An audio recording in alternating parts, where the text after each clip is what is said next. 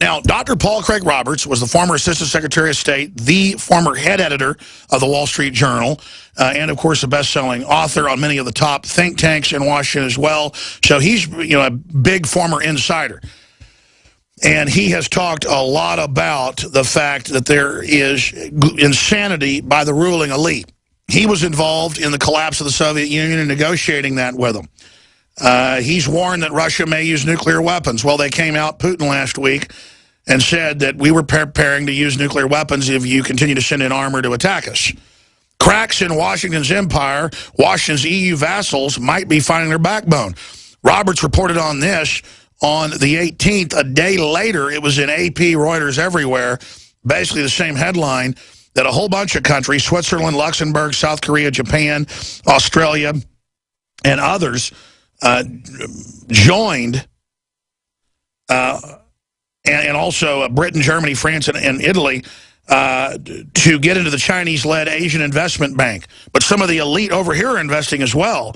So this is a big deal. It's a challenge to the IMF and World Bank to dollar hegemon that the globalists have been using to abuse U.S. power and really destroying it long-term in the process and destroying our soft power, to quote Roberts. So, Roberts, I'm going to shut up. You've got the floor for the next 10 minutes or so, and I'll come back in with some other areas I want to get into. But it does look like some of the first cracks in the bravada, in the chutzpah. How big a deal are Putin's announcements about nukes, and how big a deal is the situation, and then how does that tie into Yellen saying we may raise rates a little? What's really going on? Well, as you know, Alex, a great deal is going on. The Chinese, by bringing out this new Asian investment bank, are in the process of displacing Washington's Asian Development Bank. Washington uses development banks, whether the Asian one or the World Bank or other of its financial creatures, such as IMF, to impose its financial and political hegemony on other countries. China is much more clever and has created this new bank in order to actually help countries and build friendships and to build trust. And no one any longer trusts Washington. They know that it's a bully and that whatever it holds out to you is just a harness to put you in. So the surprising development was the rapidity with which American puppet states like Great Britain, Great Britain is a total American puppet state. They never make a decision without asking Washington what they should decide. And yet Britain accepted this despite Washington's warning and opposition. So did France, Germany, and Italy. And then Australia and South Korea, which initially had turned down the Chinese invitation to join as a result of Washington's pressure on them, are now reconsidering. What's precipitating this? I think what's precipitating it is Washington is now so reckless. It's so full of arrogance and hubris, and really it's a megalomaniac. And the world is beginning to realize that they're under threat of destruction by the incessant lies coming out of Washington about war, particularly with regard to Russia and to China. These incessant lies about Russian invasions of Ukraine, about a pending Russian invasion of the Baltics and Poland. And they realize that Washington is so out of control in its own mind that its power is slipping, that it's going to drive the whole world into a war in order to try to prevent the rise of Russia and China. And so they're showing a move away from this control. They're trying to show that the empire's alliances are shaky and that Washington needs to pull in its horns and back off. I think that's really what's going on. In addition, the financial interest in those countries have to be disturbed by the massive creation of money and debt in the United States. You know, the money and debt in the last 6 or 7 years has grown many multiples times greater than the gross domestic product that has to support that money and debt. And so the whole notion of Washington as some sort of financial safe house is diminishing. When you look at China, is really the only country in the world that has massive independent reserves. It's the soundest financial system there is. And so I think they're saying, hey, look, we better remember that we can go down with the Americans if we don't make some sort of hedge against our American bet. And those hedges can expand quickly. Putin's now called for a Eurasian currency union as well. So this saber rattling is forcing people out of very compliant stance they were in just 6 years ago into a obstinate stance. You summed it up very well, Alex. It's exactly what's happening. What's wrong with Washington? Because it's now national news. Drudge Report picked it up. Official Army document, it's public, says they list conservative areas, libertarian areas of California, Texas, and Utah as areas they think might have an uprising, and they're having a joint forces command training to take on domestic groups. And they list Texas as an enemy hostile. I mean, this is reaching Twilight Zone proportions. Who in the world would train the Pentagon and then publicly put out? I mean, we know the Pentagon had plans to invade Canada, but that doesn't mean they're going to do it. But they're actually training in huge military operations coming up this summer to basically invade Texas. You mean in the event of instability? Yes. Economic collapse and some sort of, yeah. Well, we'll find out how tough Texans are. You know, Texas is a big place, kind of like Afghanistan. And if after 14 years, Washington couldn't defeat a few thousand lightly armed Taliban, it's not likely to defeat the Texans. But we'll see what happens. Clearly, as you say, Washington is insane. They're unstable. They're mentally unstable. They're not just psychopaths. Well, clearly they're insane, drawing up war plans on Texas. And Utah. Yeah. Look, what does, for example, what does Utah Senator Orrin Hatch think about this? There's never anything out of any of them. War plans against his home state. What do the Texas senators think? What does George W. Bush think? There he is sitting in Texas. And Washington is drawing up plans to invade Texas. Will he be a victim too? Well, remember 3 years ago when the legislature passed in the House unanimously that they would indict people for groping at the TSA, and then before it passed the Senate, it was in the AP, they said, we'll put F-16s in and embargo aircraft. The immediate response was the same thing that started the Civil War, a blockade. That shows the hubris. You used to be in Washington at the highest levels. How has it changed since you were at the highest levels? It's a different country, Alex. It's a different country. It's nothing like what it was like when I was there. I mean, not that it was any kind of idealistic place. There was a lot of corruption and cowardice and scheming and illegality and immorality.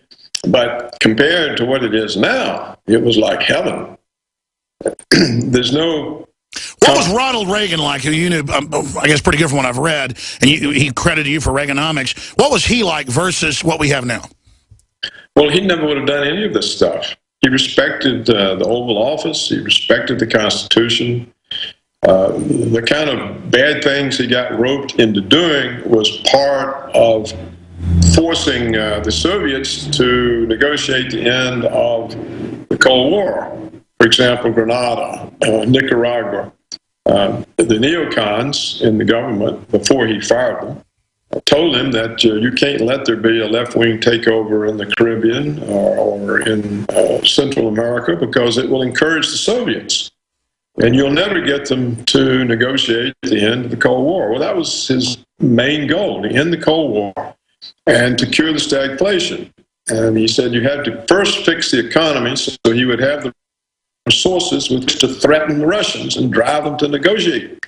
And so the kinds of bad things he got roped into doing was the neocons using his main goal to achieve some of their ends. As the head of policy at the Treasury, #2 guy there, sitting down with Reagan, how were you able, over all of their objections, able to get him to take on your economic plan that did create one of the biggest booms we've seen in the last century? Well, actually, he took it on before he got into office. It was part of his campaign. And when he got there, he realized he was going to have a hard time getting it out of his government. And so he appointed me to get his program out of his own government so it could be voted on in Congress. So I didn't have to sell him on anything. He was already sold on it, and he put me in charge of it because he knew I was committed to it. What would Ronald Reagan think today if he was seeing all this? Oh, he would think that we had been taken over by the Nazis or something. He would be astonished. He wouldn't be able to understand it. He was, this is not my country. You know, look, what the United States has been doing the entirety of the 21st century is murdering people.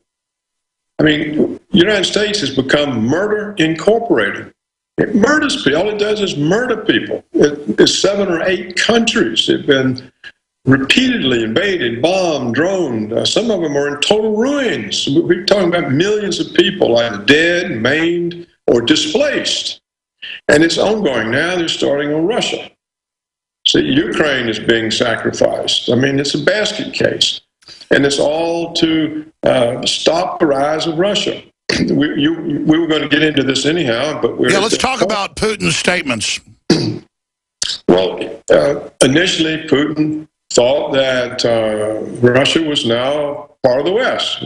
We're part of you. We're going to get along with you. He got into the World Trade Organization. He was the G7 was expanded to the G8.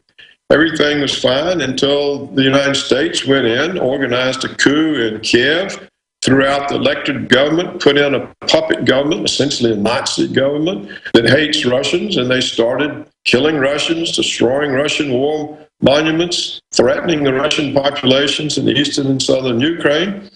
And Putin realized that the Americans would use Ukraine to grab the Soviet naval base in Crimea, the only warm water port. And so he said, holy smoke, they're after us.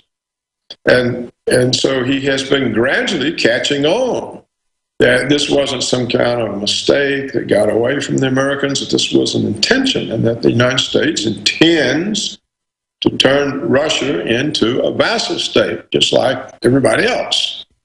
And he realizes that that's not going to happen. And so he keeps issuing warnings. They get stronger, and they get stronger, and they get stronger. And he's relying, I think perhaps mistakenly, but maybe not, he's relying on the main European powers, such as Germany and France, to realize that their populations, their life, their existence is being threatened by Washington by pushing them into a conflict situation with Russia. And so he's relying on the French and the Germans to simply leave NATO or put their foot down or start blocking the American aggression against Russia. It's very difficult for Washington to carry this on without the complicity of Europe. Well, the Germans lost 21 million people in World War II. That was just 65, 70 years ago. The Russians lost that same amount. You'd think it'd be fresh in their minds not to have a war with Russia. Well, I think it is. I think that's not what...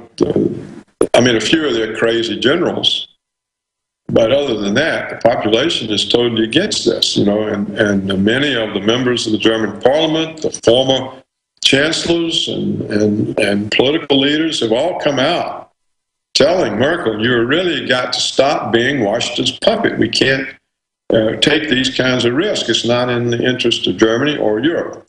You think they're blackmailing Merkel? Oh, sure, of course they are, but there's no, you know, would you let somebody blackmail you if the consequence was going to be the destruction of life on Earth? No. But no. And I think that she's just slow on the uptake. She's not, you know, it's not like she's some kind of genius. And so many people are inculcated into the American myth that we're the white hats and the salt of the earth and the exceptional and the indispensable and the good guys and blah, blah, blah. It takes them a while to see the reality. And we did see that Merkel and Hollande went to Russia to negotiate with Putin an end of the Ukraine crisis. And they did that over Washington's objection. And you see every day that Washington is doing everything it possibly can to upset the agreement that